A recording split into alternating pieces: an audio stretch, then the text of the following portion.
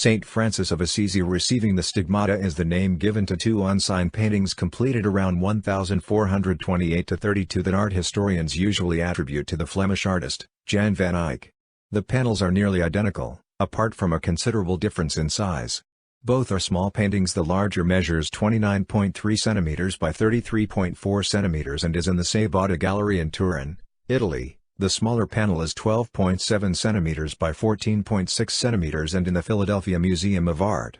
The earliest documentary evidence is in the 1470 inventory of Anselm Adorns of Bruges' will. He may have owned both panels.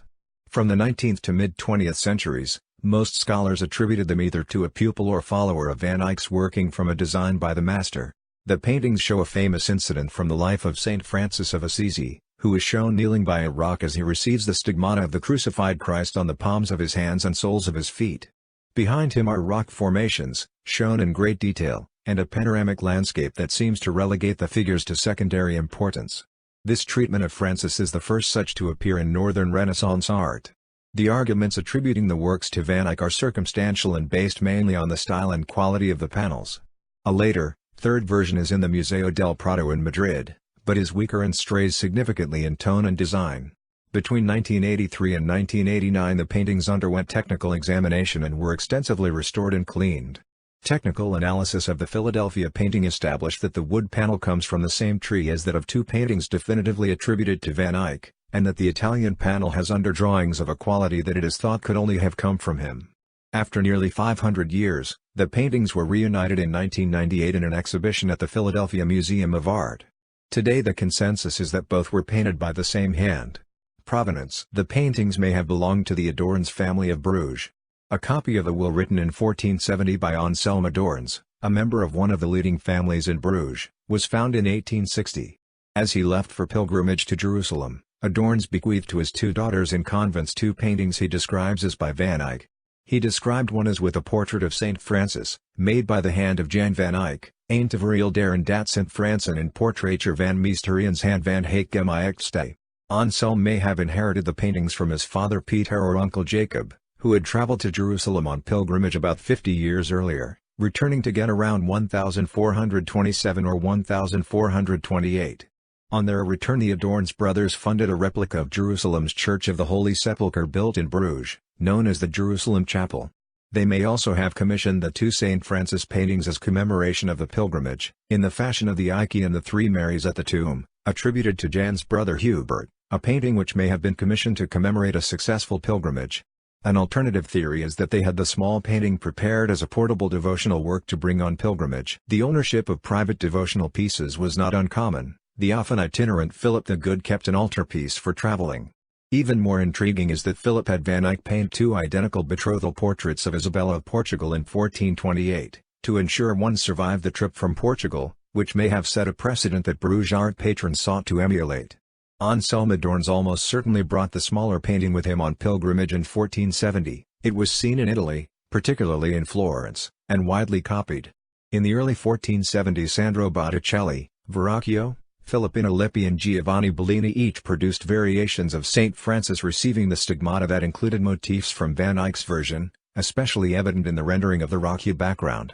The paintings fell into obscurity for centuries until 1886 when art historian W. H. J. Wheel drew the connection between them and the Adorns' will.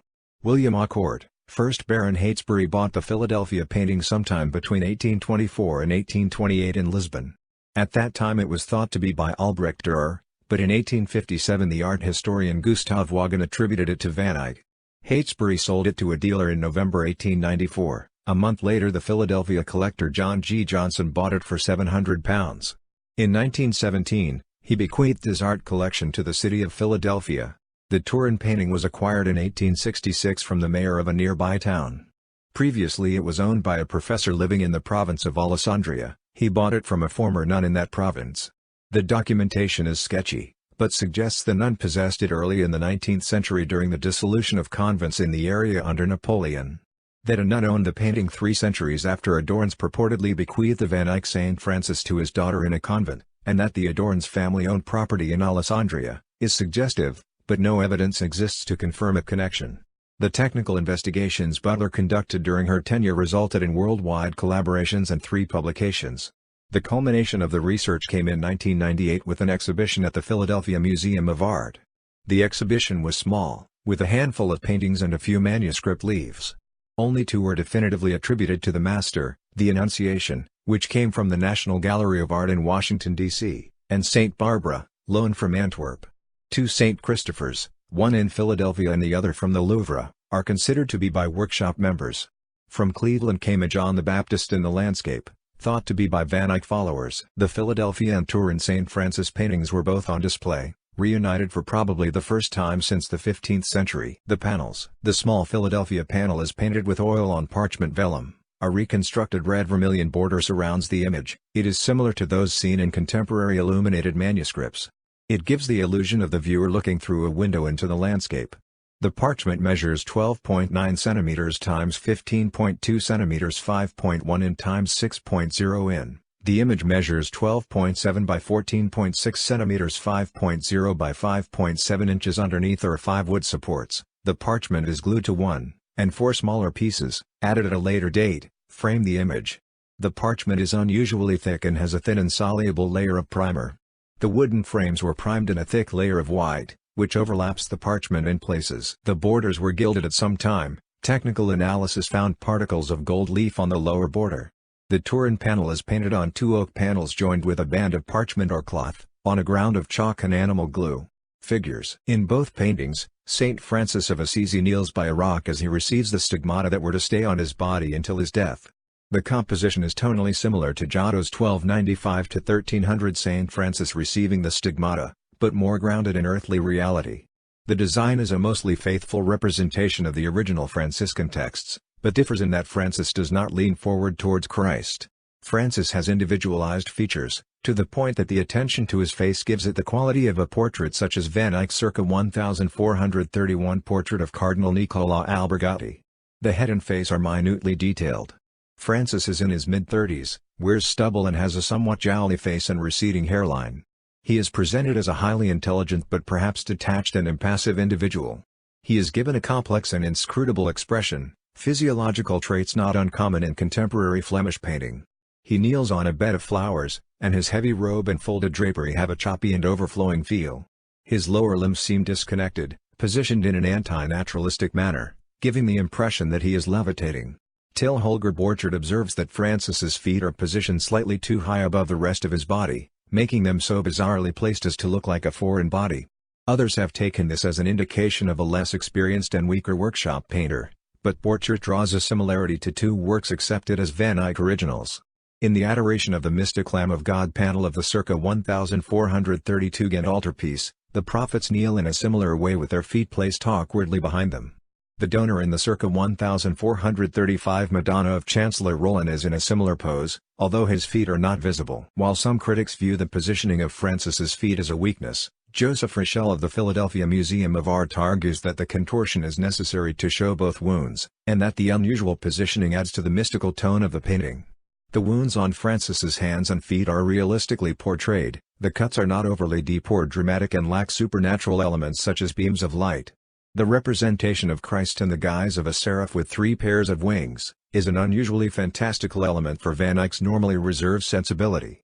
A number of art historians have addressed this disconnect and noted that Francis looks straight ahead and is unconcerned with the apparition. Holland Cotter described this disconnect as appearing as if Christ's mystical vision were somehow oral rather than visual experience, and Francis was holding himself absolutely still to catch its distant sound. Francis's disciple, secretary and confessor Brother Leo acts as eyewitness. He is dressed in somber colors and rendered in a more compact manner than Francis, crouched as if sunk into the pictorial space in the far right of the panel. His form is highly geometric and voluminous. His cord belt curves down to end next to that of Francis, symbolizing the continuity between the order's founder and his successors. Leo's posture seems to indicate mourning, although he appears to be resting or asleep. Landscape. Nature is a key aspect in Van Eyck's works. According to Rochelle, elements of his landscapes may appear magically beautiful but are in fact quite oblivious to the sacred action in the foreground. Catherine Luber believes that open vistas and lowered horizons are a hallmark. The Francis paintings seem to be early experiments with landscape. The painter places rocks in the midground, solving the problem of how to transition from foreground to background. A similar resolution is found in the lower right wing of the Ghent altarpiece. The browns of the rocks and trees echo those of the robes of the saints. The broad sweep of the mountains and city isolates the figures against the grandeur of nature and bustling human life. Behind the figures a panoramic mountain landscape soars to the sky. The midground contains a variety of rocks and spikes, including strata of fossiliferous layers. As with the New York Crucifixion and Last Judgment diptych, the mountains are capped with snow, which Van Eyck may have seen during his visits to Italy and Spain, where he crossed the Alps and Pyrenees. The paintings contain a number of highly detailed rock formations. Despite the early to mid-15th century date, the conservator Kenneth B. observes that, to modern geologists the details, colors, textures, and morphologies in Van Eyck's rendering of rocks yield a plethora of scientifically accurate information. He identifies 4 distinct rock types. Those in the right foreground are heavily weathered limestone boulders. There are a number of identifiable shell fossils, painted in a dark reddish-brown suggesting iron or dark-colored mineral impurities. Behind them is a stratified sedimentary sequence. The midground contains igneous rock, the far distance a pair of jagged peaks. Specialists from both art history and geology have remarked on the level of observed and precise detail found in the background. The midground contains a boulder with a crescent-shaped form that could only have arisen from the rock face intersecting the fossils to reveal cross-sections of the shell's inside profile, according to B. Another boulder has closed loops. The fossilized shells are in a pattern that suggests that some of the boulders have been upturned from their original orientation. The fossils are a type of mollusk similar either to present-day bivalvia or brachiopods. The landscape shows a fictive Flemish city. As in the diptych in New York, some buildings and landmarks can be identified with Jerusalem. It closely resembles the background of the Roland panel, which has undergone much deeper attention from scholars, with a number of identifications made with structures in Jerusalem, including the Mosque of Omar, known to Van Eyck through second-hand textual and visual descriptions. People and animals populate the city walls, but some are only visible under magnification in the Philadelphia painting. The lake by the city shows a boat whose shadow is reflected in the water. Reflective water surfaces were another typical Eyckian innovation, one he seems to have mastered early, evidenced by the water scenes in the Turin Milan hours, and which requires a considerable degree of artistry. Plants consist of tiny foreground flowers, larger mid-ground grasses and background bushes and trees. The small carpet of white flowers in the foreground is reminiscent of those in the Gand altarpiece's central panel. Behind Francis are dwarf palms.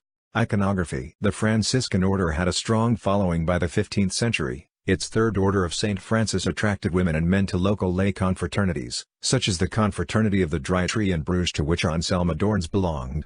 St. Francis was closely associated with pilgrimages, then popular and most often taken to holy sites in Spain and Jerusalem. He was revered for his own pilgrimage to the Holy Land in 1219. By the 15th century the Franciscans were responsible for maintaining the holy sites in Jerusalem, particularly the Church of the Holy Sepulchre. St. Francis lived austerely, in imitation of Christ. He embraced the natural world, and took vows of poverty, charity and chastity. In 1224 at La Verna, he experienced the mystical vision which Van Eyck portrays. Thomas of Celano, author of Francis's hagiography, describes the vision and stigmatization. Francis had a vision in which he saw a man like a seraph. He had 6 wings and was standing above him with his hands outstretched and his feet bound together, and was fixed to a cross. 2 wings were lifted above his head, and 2 were spread ready for flight, and 2 covered his whole body. When Francis saw this he was utterly amazed. He could not fathom what this vision might mean. As he meditated, marks of nails began to appear on his hands and feet. His hands and feet seemed to be pierced by nails appearing on the inside of his hands and the upper side of his feet. His right side was scarred as if it had been pierced by a spear, and it often seeped blood. To the medieval observer, the appearance of the stigmata signifies Francis's complete absorption in the vision of the seraph. The Turin and Philadelphia paintings show Francis in profile, kneeling, meditating quietly, facing away from the crucified seraph. Van Eyck eliminated the dramatic pose and rays of light causing the stigmata, which according to Snyder, are generally essential features of the iconography. Perhaps the wounds on the soles of the feet were intended to be concealed, because the underdrawing of the Turin painting shows Francis wearing sandals. Some scholars, most notably Panofsky, argued against the attribution to Van Eyck on the basis of the somewhat arcane iconography. Others, including James Snyder, view the imagery as typical of Van Eyck's medieval view of mystical and visionary experience. Van Eyck's meticulous setting and landscape were another innovation in iconography. Generally La Verna was depicted with sparse detail, whereas here St. Francis kneels in a detailed countryside, perhaps a specific spot around La Verna in the Italian Apennines. where striated sandstone is commonly found. The setting is appropriately remote. St. Francis appears to stare beyond the vision to the rocks, seemingly unaffected, a common Eyckian device to illustrate a mystical vision. For example, in his Madonna of Chancellor Roland, it is difficult to tell whether the location is Mary's throne room or whether she is merely an apparition in Roland's chamber, one he seemingly stares past. Leo, traditionally a sleeping figure smaller than Francis, is here given equal size. Surrounded by barren rocks, he faces away from the seraph, his feet positioned near a small stream, which signifies redemption or salvation, gushing from the rocks. On Francis's left are symbols of life plants, a river valley, a cityscape and mountains. Snyder writes that for Van Eyck a mystical vision had to be presented with great subtlety, and that in these paintings he captures the event perfectly, because Francis is shown as he is said to have reacted to the vision, kneeling in quiet meditation. Condition. The panels are in relatively good condition given their age. The Philadelphia version is better preserved, it has superior tonalities and more prominent colors. In 1906, Roger Fry gave it a well-documented restoration with overpaint removed. Fry was at the time curator of paintings at the Metropolitan Museum and performed restorations despite a formal lack of training. The St. Francis was the second restoration he undertook. He attributed the work to Hubert van Eyck, and thought the Turin version a copy. His removal of a section at the top revealed a red border. He wrote that Van Eyck had conceived it as a miniature in oil on panel, and that it might indicate a date not very far removed from the drawings of the Turin Book of Hours Milan Turin Hours. In 1926 he recorded, "When it came to me, the panel was considerably larger at the top, and dull opaque sky concealed the join where the extra piece had been added on to satisfy some owner who did not appreciate the compressed composition of the original. The sky had been enlivened, with a crowd of small white cloud-like forms suggesting the presence of a cohort of angels." His restoration removed more than 10 centimeters. Before the restoration it measured 24 centimeters x 16 centimeters 9.4 in x 6.3 in. Afterwards 12 centimeters x 14 centimeters 4.7 in x 5.5 inches. Further conservation was undertaken between 1983 and 1989 using a stereo microscope. Restorers removed varnish that had turned brown as well as layers of old fillers, one of which contained the pigment viridian, not available until 1859. They stripped paint additions from the mountain peaks, Leo's Robe and in the area around Francis's tonsure. The removal of overpainting revealed an X that had been scratched into the original paint on the upper right stones at some unknown time. According to Butler, the removal of pigment exposed underlying paint in amazingly good condition. The Turin panel has suffered heavy overpainting and cracking along the vertical join. The marbleized reddish-brown paint on its reverse is heavily worn. In the 20th century the panel underwent 3 restorations and extensive technical analyses. The earliest, in 1952, removed overpainting and repaired pigment lost to Francis's tonsure, Leo's cowl and areas of vegetation between the two figures. Restorers discovered an irretrievably lost inscription on a rock adjacent to the Seraph Christ, and evidence of earlier overpainting of one of Leo's feet. Continued paint loss and cracking along the join required further restoration in 1970, when a fixing agent was applied to prevent cracking, and Francis's tonsure was repainted. Cracking along the vertical join of the wooden panels was severe enough to warrant a third restoration in 1982. Raking light revealed that modern varnishes had yellowed, while further overpainting was found. Working under ultraviolet light, paint from earlier restorations was removed, uncovering lost colors and landscape details, including the snow-capped mountains and birds of prey on the upper left. Restorers found clues to sources of confusion in earlier restorations, especially the unusual positioning of Francis's tonsure and Leo's feet, which were discovered to be crossed under his body. Attribution. Research in the late 19th century led to what Rochelle describes as one of the thorniest conundrums in the study of early Netherlandish art, as efforts were made to establish authorship and date the panels in terms of precedence. The panels are neither signed nor dated, and have proved especially difficult to attribute. Establishing an approximate date of completion is usually one of the most important factors in attributing an old master painting. Dendrochronological analysis of the Philadelphia panel dated its growth rings to between 1225 and 1307. It was established that the board was cut from the same tree as the wood of 2 known panels by Van Eyck, the portrait of Bauduin de Lannoy circa 1435 and portrait of Giovanni di Niccolao Arnolfini 1438. These have tree rings that developed between 1205 and 1383, and 1206 and 1382, respectively. Examination of the sapwood suggests a felling date of around 1392. Assuming a typical 10 years of seasoning before use, any of the paintings could have begun from around 1408 onwards. The Turin version is painted on two glued boards, vertical to the image. The rings from board I are dated between 1273 and 1359, those of board 2 from 1282 to 1365. Based on the perceived faulty proportions of the figures, Ludwig von Baldas suggested a date early in Van Eyck's career, around 1425. He attributes the unusual positioning and anatomy to a young and relatively inexperienced painter, one who was still experimenting. He notes how the landscape and individual elements are similar to Hubert van Eyck's style, but that the close observation of nature reveals Jan's hand. Luber suggests a slightly later date of about 1430, during the period Van Eyck finished the Ghent altarpiece. She bases her supposition on the fact that Van Eyck's employer Philip the Bold sent him to Portugal in the late 1420s. He would have been unavailable for a commission until his return in 1430. Furthermore, the landscape details, which correlate to Van Eyck's work of the period, combined with a return from pilgrimage late in the 1420s of the Adorns brothers who may have commissioned the two paintings, suggest a completion date of about 1430.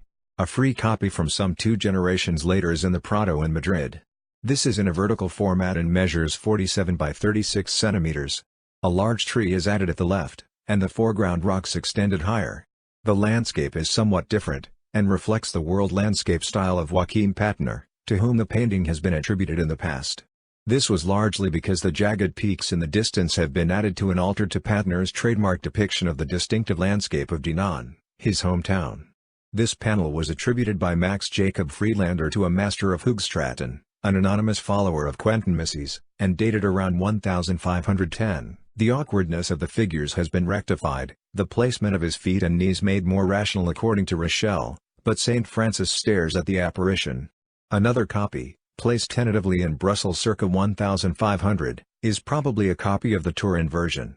Noting the similarity of Francis's pose to the kneeling figure in the Turin Milan Hours miniature of the Agony in the Garden, Borchert, who believes Van Eyck's work as a manuscript illuminator came late in his career, concludes that both were completed after the master had died, perhaps completed by members of the workshop.